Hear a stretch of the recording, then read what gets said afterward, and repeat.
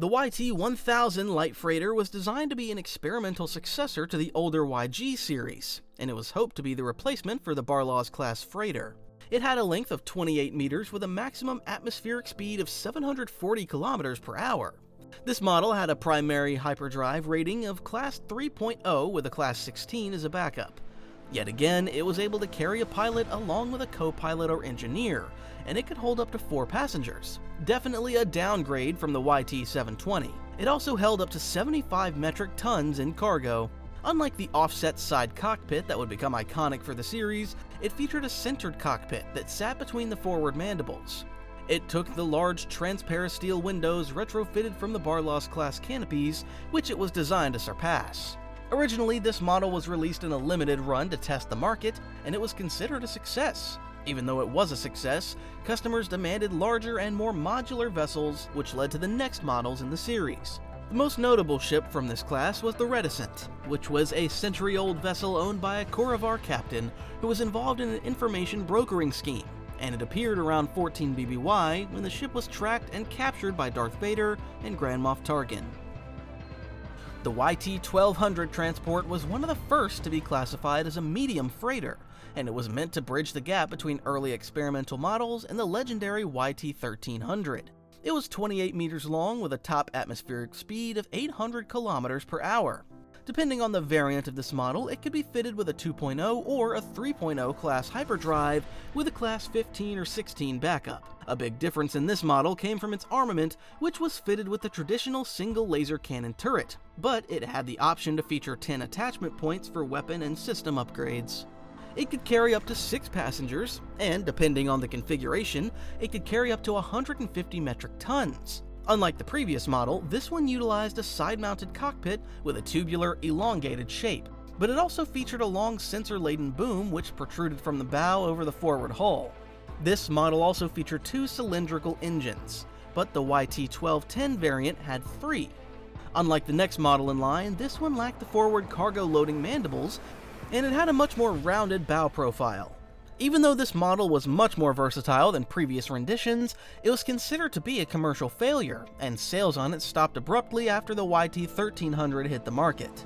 The models that weren't sold were upgraded with military-grade components and rebranded for the YT-1250 transport model.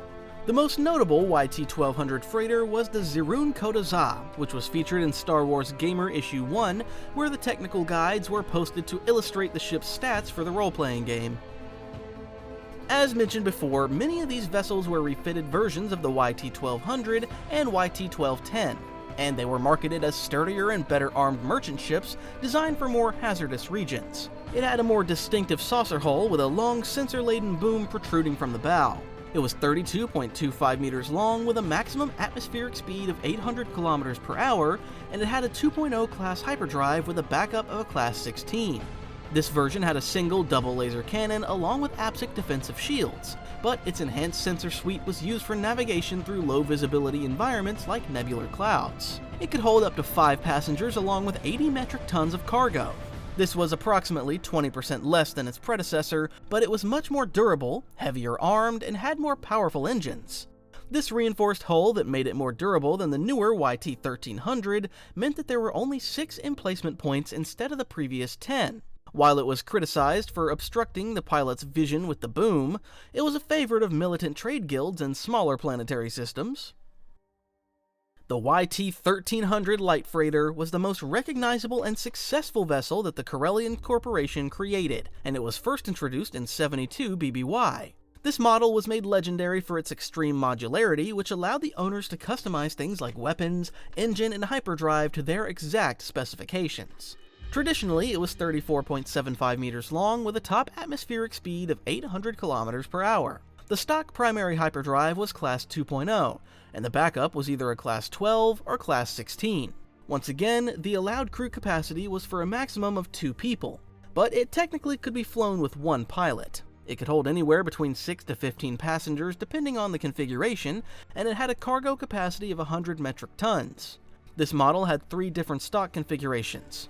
The YT-1300F was for freight, and it was dedicated to hauling cargo with reinforced framework and up to 200 metric ton capacity. Next, the YT-1300P was designed with extra cabin modules for carrying more passengers, but the cargo space was reduced to 25 metric tons.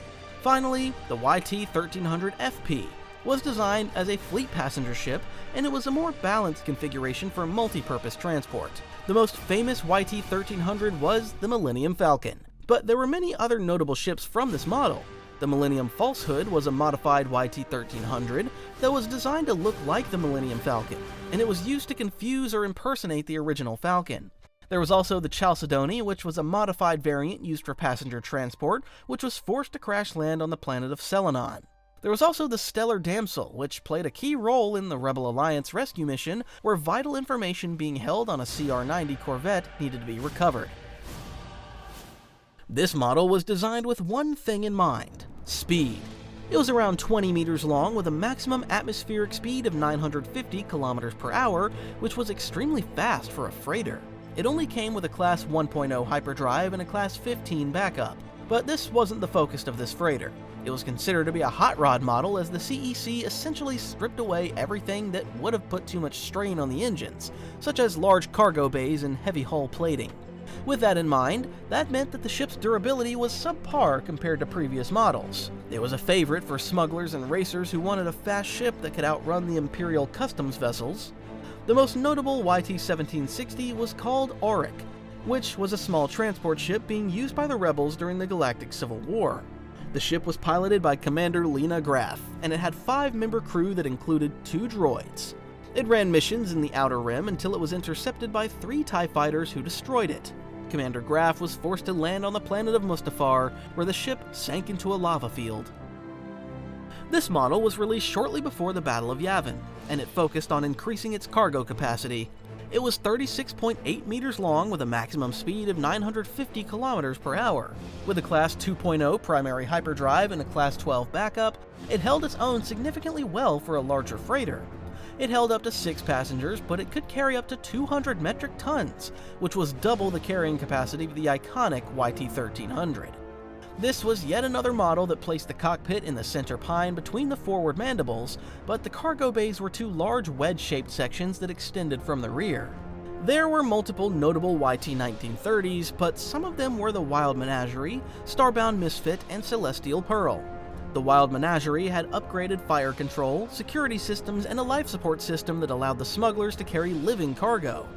The Starbound Misfit was modified to be slightly shorter and had a Class 0.5 hyperdrive, along with fire-length laser cannons and hidden smuggling compartments, even better than the ones the Millennium Falcon had. The YT-2000 light freighter was meant to be a direct improvement and successor to the iconic YT-1300. It saw a limited production run though because of the designs being leaked to the CEC's competitors. It was about 29.4 meters long with a top atmospheric speed of 800 kilometers per hour. It had a Class 2.0 primary hyperdrive and a Class 12 backup. Unlike the previous model, it featured a reinforced hull with heavy-duty shield generators. Another change was the fact that this ship utilized a crew of 4, a pilot, co-pilot, and 2 gunners. It could carry up to 7 passengers and had a cargo capacity of 115 metric tons. This ship also featured a centrally positioned cockpit, but the entire cockpit doubled as a breakaway lifeboat for emergency situations. It was armed with 2 dual laser cannon turrets, 1 dorsal and 1 ventral. The most notable YT-2000 freighter was the Otana, which was a heavily modified version that was featured in the Star Wars X-Wing Alliance video game. It was owned by the Azamine family, which was a merchant clan operating the Twin Suns transport services. After the Battle of Hoth, the Patriarch and his oldest son were killed in an Imperial trap, and the ship went to the youngest son, Ace. He used it to fly for the Rebel Alliance Starfighter Corps, and it was used for the Battle of Endor among many other battles against the Empire. This was considered to be one of the most advanced models in the Corellian Engineering Corporation's YT series, and it was engineered to maintain the modularity of the YT-1300 while being more compact and better armored. It was about 21 meters in length with a maximum speed of 800 kilometers per hour, and it had a Class 2.0 primary hyperdrive with a Class 12 backup.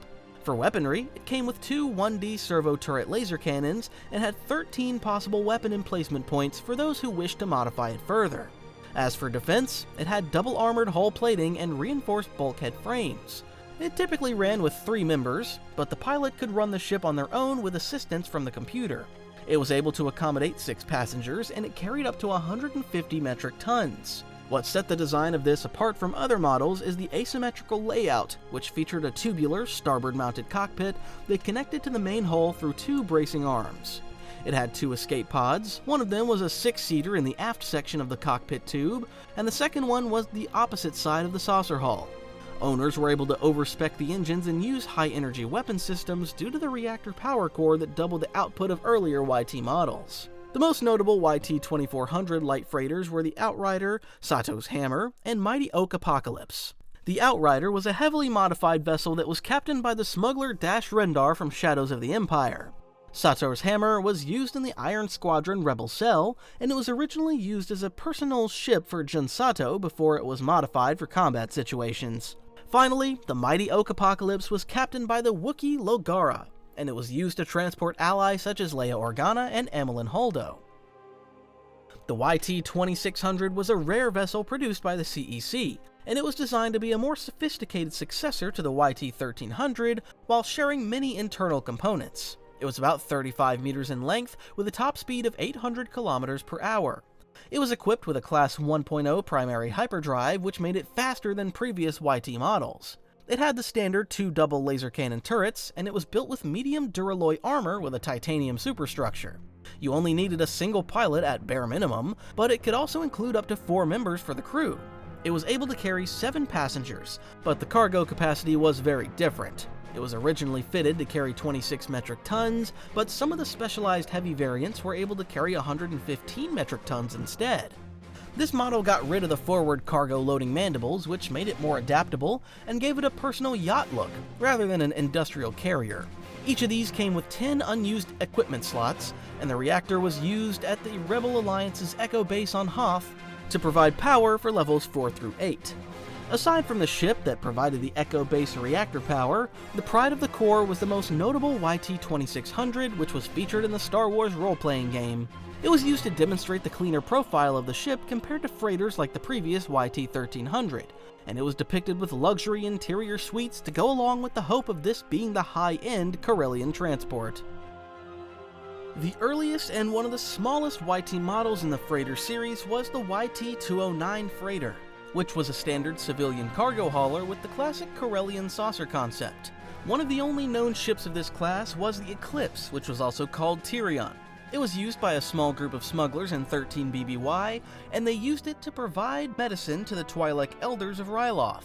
It was captained by Krysiant Rheden, and Hera Syndulla was recruited as the ship's main pilot, with Eira Tay as the ship's engineer.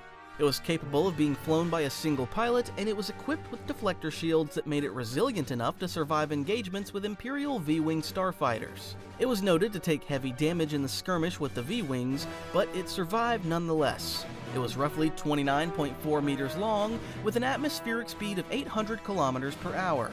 A Class 2.0 hyperdrive with a Class 12 backup was equipped, and it was capable of carrying 115 metric tons. This is yet another early model of the freighter, but there are limited publicly documented technical details for this model. Most of the knowledge for this ship is from reference guides where the ship was simply listed. This model wasn't much different from the YT-209, and this represented the incremental development schedule of the Corellian shipyards. It was about 25 meters long with a maximum atmospheric speed of 750 kilometers per hour. Its primary hyperdrive was a Class 3, and the backup was a Class 15. It was equipped with a standard deflector shield and had a sturdy hull that made it slower and unmaneuverable at times. It held a crew of 2 members with up to 4 passengers and was capable of carrying 95 metric tons. This was a relatively unsuccessful model for the Corellians, and unlike the more familiar renditions, this one lacked the trademark saucer-shaped deck plan. It was around 21.7 meters long with an atmospheric speed of 600 kilometers per hour, which made it even slower and not as favorable for smugglers trying to make a quick getaway. It was equipped with a Class 2.0 hyperdrive with a backup of Class 20. Yet again, it was able to hold 1 pilot and an optional co-pilot or gunner, with up to 4 passengers being held comfortably. Depending on the configuration of the ship, it could hold anywhere from 50 to 75 metric tons of cargo. In canon, this model was reintroduced in the Starships and Speeders supplement for the role-playing game. A rare model in the lore of the galaxy is the YT-720, which was operational during the Galactic Civil War time period, and it went back to the saucer-based blueprints that the YT-700 abandoned. Most notably, it was the flagship model for the Gatrok Industries, which claimed it resembled a tortoise. It was 38 meters in length and could go 750 kilometers per hour. With a 2.0 class hyperdrive and a backup of a class 15, it wasn't so different from previous models. It was capable of holding much more space and passengers, with room enough for 8 to 10 passengers and a cargo capacity of 135 metric tons. It was clear that this model focused on speed and modularity and much heavier armor, clearly a favorite for smugglers of the time. This freighter was utilized during the High Republic era, and one was owned by the former Jedi and monster hunter Ty Yorick.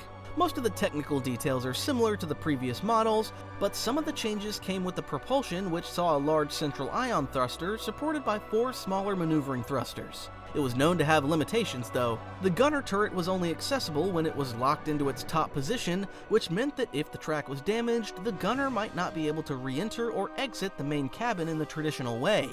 It was also considered to be an ancient, battered model by the Galactic Civil War time, and it was being replaced by much newer versions such as the YT-1300 and YT-2400.